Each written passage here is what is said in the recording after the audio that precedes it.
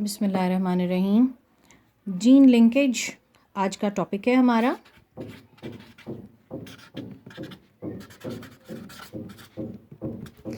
Gene linkage बेटा पहले भी जैसे मैं आपको बता चुकी हूँ कि जब हमने डाईहाइब्रिड क्रॉस किया था तो उसमें मैंने आपको बताया था कि the genes which are present on the same chromosome on different loci, ठीक है, but are very near to each other, इनको बेसिकली लिंक्ड जीन्स का आप नाम देते हैं क्योंकि during crossing over they can not be separated. ठीक है, ये सबसे इंपॉर्टेंट बात है और जीन लिंकेज इसी को रिप्रेजेंट करेगा। ठीक है, देखिएगा, every organism possesses numerous characters controlled by thousands of genes, but the number of chromosomes is limited. Therefore, each chromosome must carry more than many genes on it. All the genes located on the same chromosome are linked to each other. ये हमें बात पता है, underline करें। This phenomenon of staying together of all the genes of a chromosome is called linkage.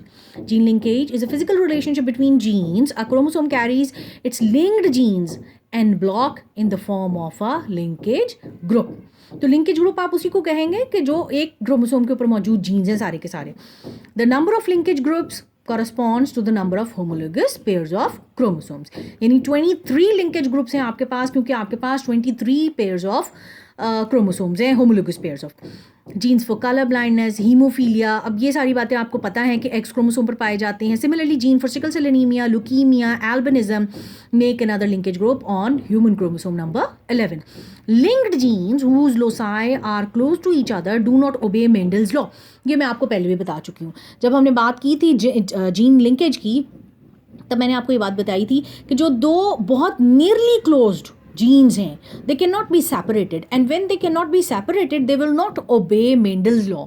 Mendel के law आपने पढ़े थे ना, इंडिपेंडेंट असॉर्टमेंट और सेग्रीगेशन। उसमें उसने कहा था कि जीन्स इकट्ठे मौजूद रहते हैं हाइब्रिड के अंदर, but at the time of gamete formation वो एक दूसरे से इफेक्ट किए बगैर सेपरेट हो जाते हैं। लेकिन वो जीन्स जो बहुत ज़्यादा क्लोजली पोजिशनड हैं उनको आप सेपरेट नहीं कर सकते।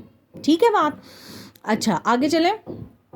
Because these cannot assort independently during meiosis, gene linkage also minimizes the chances of genetic recombination and variations among offsprings. अब नेक्स्ट आपके पास टॉपिक आ जाता है क्रॉसिंग ओवर का। क्रॉसिंग ओवर में मैं ऑलरेडी आपको काफ़ी एक्सप्लेन कर चुकी हूँ कि क्रॉसिंग ओवर को जब हम स्टडी करते हैं तो उसमें हमने क्या चीज़ देखनी है।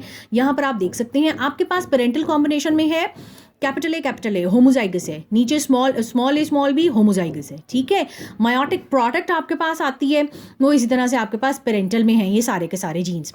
उसके बाद अगर आपके पास क्रॉसिंग ओवर हो जाता है तो यहाँ पर आप दे सकते हैं ये ऊपर जो रेड वाले दोनों हैं ये दोनों के दोनों सिस्टर क्रोमेटिड्स हैं, ये नीचे वाले ये सिस्टर क्रोमेटिड्स हैं, but the red and the brown ones they are non-sister chromatids, and the crossing over and the exchange of genetic material can only take place between the non-sister chromatids.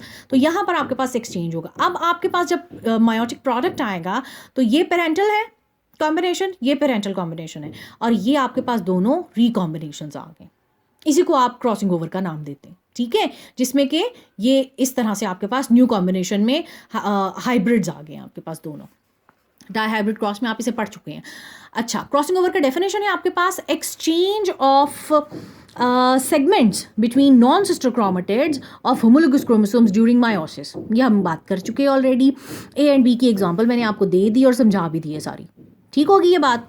अच्छा, अगला आपके पास important point ये है कि crossing over और recombination frequency आप कहते हैं किसी भी चीज़ को टू अकर कि वो कितनी ज़्यादा पाई जा रही है आपकी पॉपुलेशन के अंदर।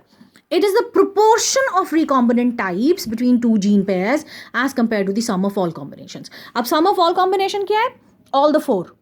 4 में से कितने आपके पास रिकॉम्बिनेंट्स आए हैं? 2 out of 4, जिसको आप डिवाइड करें तो 1 out of 2 हो जाते हैं, यानी half are recombinant and half are parental types.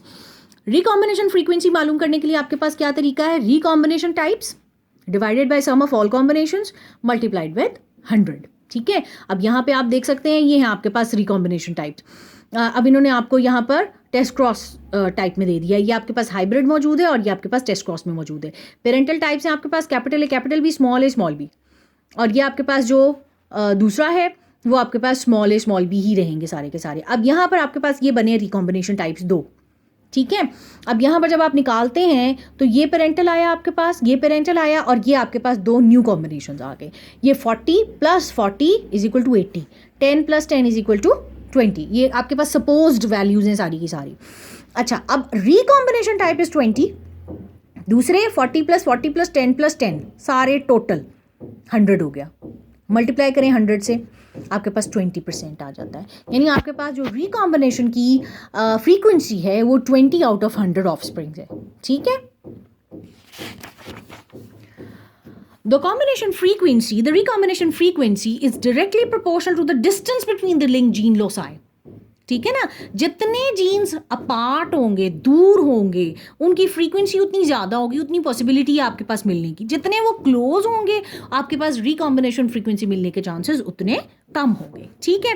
Crossing over produces genetic variations among offsprings. Genetic variations lead to tremendous variations in their traits. Variations provide raw material for evolution by letting them adapt successfully to the changing environment.